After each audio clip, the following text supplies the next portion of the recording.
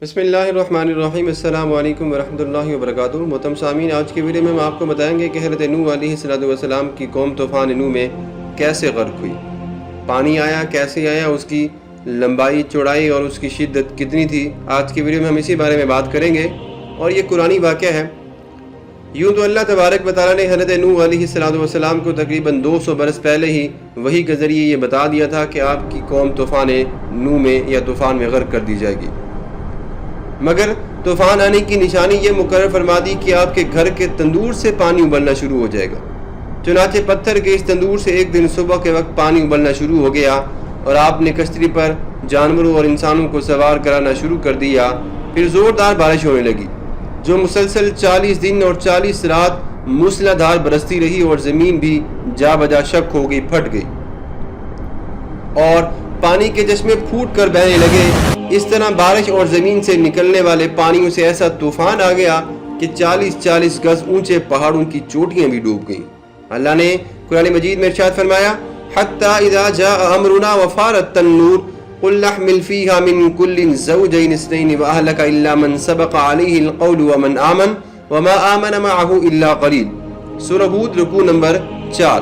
ترجمہ، یہاں تک کہ جب ہمارا حکم آیا اور تندور ابلا تو ہم نے فرمایا کہ کشتی میں سوار کر لو ہر جن سے ایک جوڑا نر اور مادہ کا، اور جن کی ہلاکت پہلے ہی طے ہو چکی ہے ان کے سوا اپنے گھر والوں کو، اور باقی مسلمانوں کو اس کے ساتھ مسلمان نہ تھے مگر بہت تھوڑے لوگ۔ اور زمین و آسمان کے پانی کی فراوانی اور طغیانی کا بیان فرماتے ہوئے اللہ تبارک و تعالیٰ نے ارشاد فرمایا، فَفَتَحْنَا أَبْوَابَ السَّمَاءِ بِمَاءٍ مُنْهَمِرٍ وَفَجَّرْنَا الْأَرْضَ عُيُونًا فَالْتَقَى الْمَاءُ عَلَى أَمْرٍ قَدْ قُدِرَ۔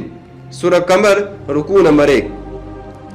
اور ہم نے آسمان کے دروازوں کو لگاتار برسنے والے پانی کے ساتھ کھول دیا، اور چشمے پھاڑ دیے تو وہ دونوں پانی مل گئے، اور وہ کام ہو گیا جس کا فیصلہ پہلے سے کر لیا گیا تھا، یعنی طوفان آ گیا اور ساری کی ساری دنیا غرق ہو گئی۔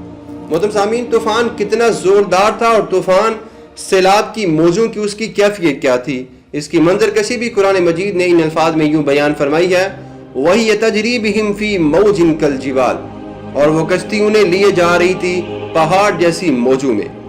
محترم سامعین، حضرت نوح علیہ السلام کشتی پر سوار ہو گئے، اور کشتی طوفانی موجوں کے تھیپڑوں سے ٹکراتی ہوئی برابر چلی جا رہی تھی، یہاں تک کہ سلامتی کے ساتھ وہ کوہ جودی پر پہنچ کر ٹھہر گئی۔ کشتی پہ سوار ہوتے وقت حضرت نوح علیہ السلام نے یہ دعا پڑھی تھی، بسم اللہ مجریہا ومرساہا ان ربی لغفور الرحیم۔ سورہ ہود رکوع نمبر 4۔ اللہ کے نام سے اس کا چلنا ہے، اور اس کا ٹھہرنا بھی اللہ کے نام سے ہے، بے شک میرا رب بخشنے والا اور بڑا مہربان ہے۔